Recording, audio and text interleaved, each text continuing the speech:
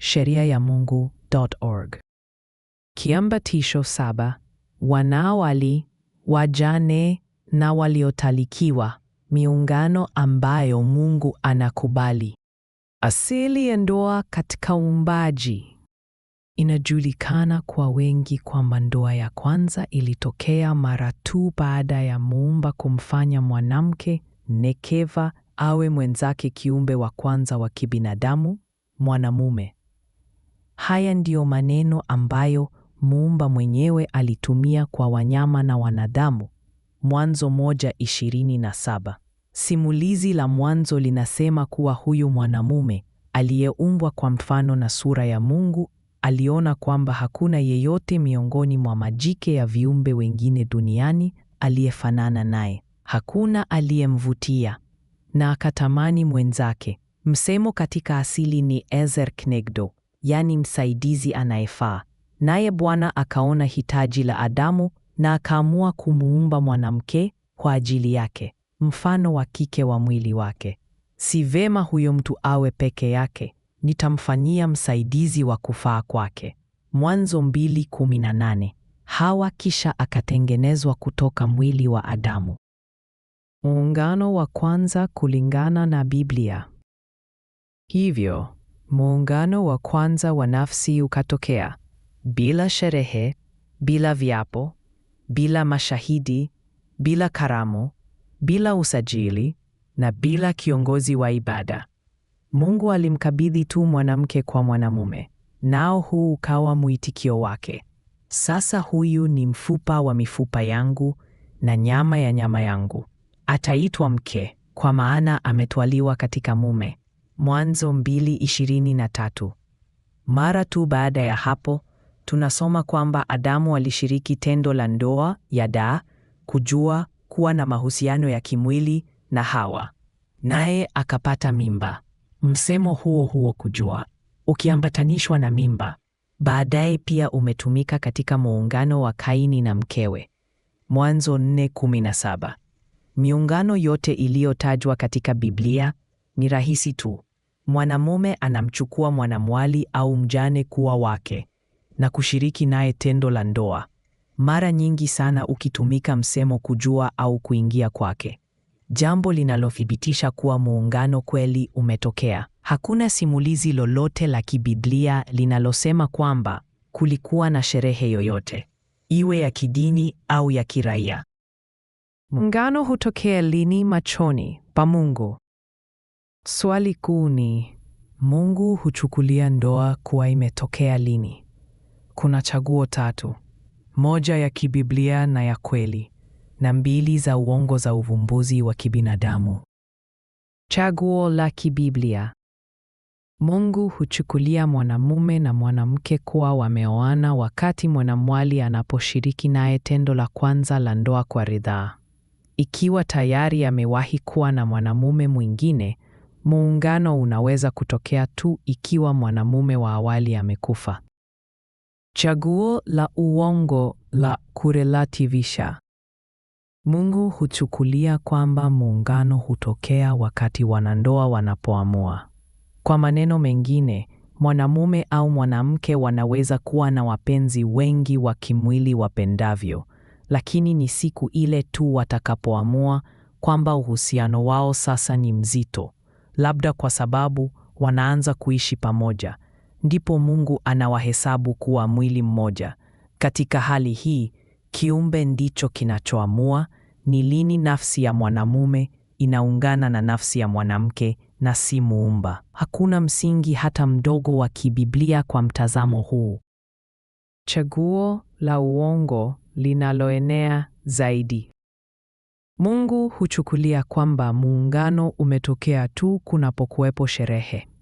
Hili si tofauti sana na la pili, kwa kuwa kwa vitendo mabadiliko pekee ni kuongezwa mtu wa 3 katika mchakato, ambaye anaweza kuwa hakimu wa amani, afisa wa usajili, kuhani, mchungaji na kadhalika. Katika chaguo hili, wanandoa pia wanaweza kuwa na wapenzi wengi wa kimwili hapo kabla, lakini ni sasa tu, wakiwa mbele ya kiongozi, ndipo Mungu anahesabu nafsi hizo mbili kuwa zimeunganishwa. Kutokuwapo kwa sherehe katika karamu za ndoa. Yapaswa kuzingatiwa kwamba Biblia inataja karamu 4 za ndoa, lakini katika simulizi zote hakuna kutajwa sherehe ya kuhalalisha au kubariki muungano. Hakuna fundisho linalosema kuwa hitaji la ibada au mchakato wa nje ni lazima ili muungano uwe halali mbele za Mungu. Mwanzo 29:21 hadi 28. Waamuzi 14:10 hadi 20. Esta 2:18. Yohana 2:1 hadi 11. Uthibitisho wa muungano hutokea pale ambapo mwanamwali anashiriki tendo la ndoa kwa ridhaa na mwanamume wake wa kwanza kutimiza tendo. Wazo kwamba Mungu huwaunganisha wanandoa tu wanaposimama mbele ya kiongozi wa dini au hakimu wa amani halina uungwaji mkono katika maandiko. Uzinzi na sheria ya Mungu. Tangu mwanzo, Mungu alipiga marufuku uzinzi, unaorejelea mwanamke kuwa na mahusiano na zaidi ya mwanamume mmoja. Hii ni kwa sababu nafsi ya mwanamke inaweza kuunganishwa na mwanamume mmoja tu kwa wakati mmoja hapa duniani. Hakuna kikomo cha ni wanamume wangapi mwanamke anaweza kuwa nao katika maisha yake. Lakini uhusiano mpya unaweza kutokea tu ikiwa uliotangulia umeisha kwa kifo. Kwa kuwa hapo ndipo nafsi ya mwanamume imerudi kwa Mungu aliyeitoa. Mhubiri 12:7. Kwa maneno mengine, lazima awe mjane ili aungane na mwanamume mwingine. Ukweli huu unathibitishwa kirahisi katika maandiko, kama vile wakati Mfalme Daudi alipotuma watu kumleta Abigaili baada ya kusikia kifo cha Nabali. Kwanza Samueli 25:39 hadi 40. Wakati Boazi alipomchukua Ruthi kuwa mkewe, kwa sababu alijua mumewe Mahloni alikuwa amekufa. Ruthi 4:13. Na wakati Yuda alipomwagiza mwanawe wa pili Onani kumoa Tamari ili kumwinulia nduguye marehemu uzao. Mwanzo 38:8.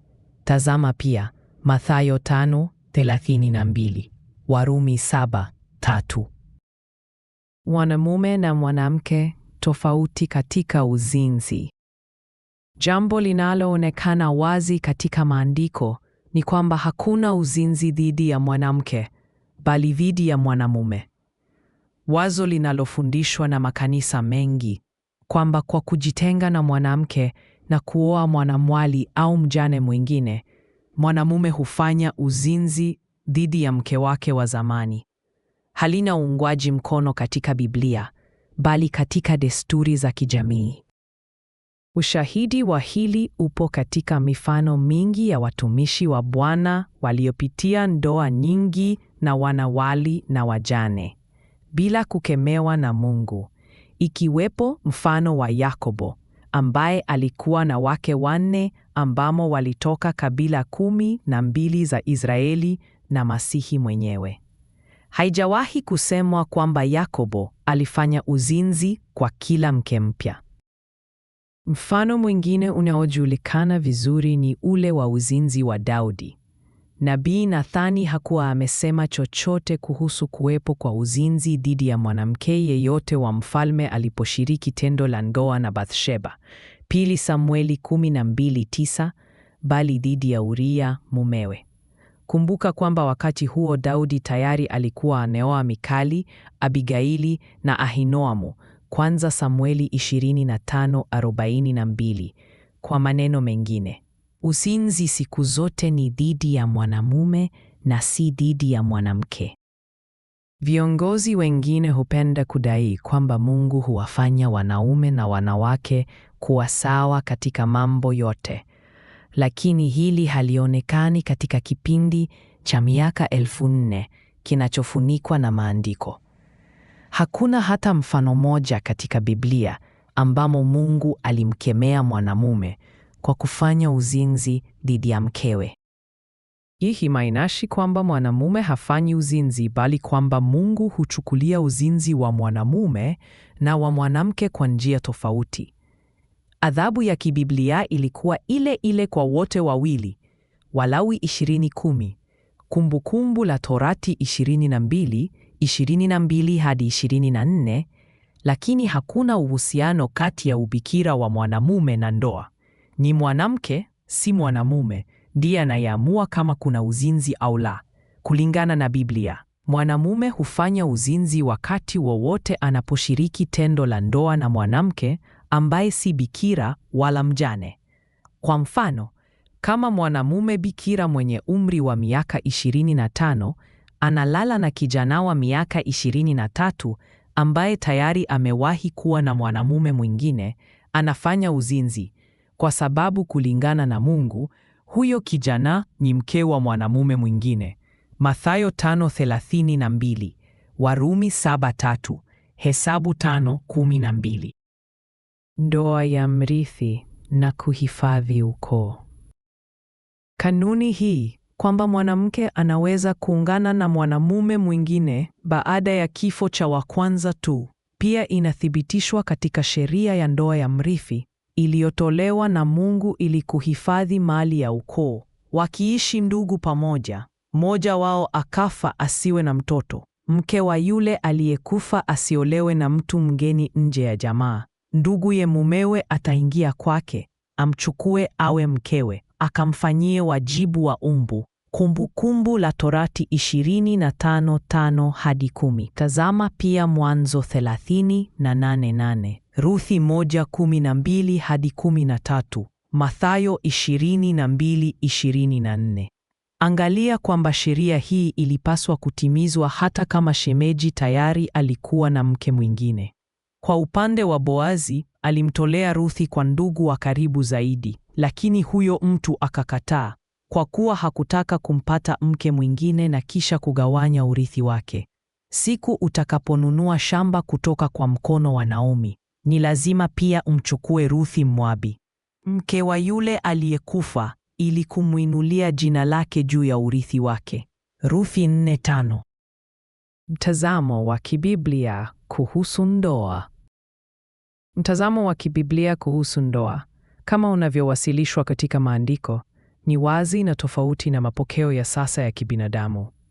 Mungu aliweka ndoa kuwa muungano wa kiroho unaotiwa muhuri kwa kutimiza tendo kati ya mwanamume na mwanamwali au mjane, bila haja ya sherehe, viongozi wa ibada au taratibu za nje. Hii haimaanishi kwamba Biblia inapiga marufuku sherehe kuwa sehemu ya harusi, bali pawe wazi kwamba si sharti wala si uthibitisho kwamba muungano wa nafsi umetokea kulingana na sheria ya Mungu. Muungano unahesabika kuwa halali machoni pa Mungu wakati tu wa tendo la ndoa kwa ridhaa, ukidhihirisha mpangilio wa Mungu kwamba mwanamke aunganishwe na mwanamume mmoja tu kwa wakati mmoja hadi kifo kivunje huo mfungamano. Kutokuwapo kwa sherehe katika karamu za ndoa zilizoelezwa katika Biblia kunasisitiza kwamba mkazo uko kwenye agano la ndani na kusudi la kiungu la kuendeleza uzao, si kwenye taratibu za kibinadamu. Hitimisho. Kwa kuzingatia simulizi na kanuni hizi zote za kibiblia, imekuwa dhahiri kwamba ufafanuzi wa Mungu kuhusu ndoa umejikita katika mpango wake mwenyewe, si katika mapokeo ya kibinadamu au taratibu za kisheria. Muumba aliweka kiwango tangu mwanzo. Ndoa hutiwa muhuri machoni pake wakati mwanamume anaungana katika tendo la ndoa kwa ridhaa na mwanamke aliye huru kuoana, yaani ama ni bikira au ni mjane. Ingawa sherehe za kiraia au za kidini zinaweza kuwa matangazo ya hadharani, hazina uzito katika kuamua kama muungano ni halali mbele za Mungu.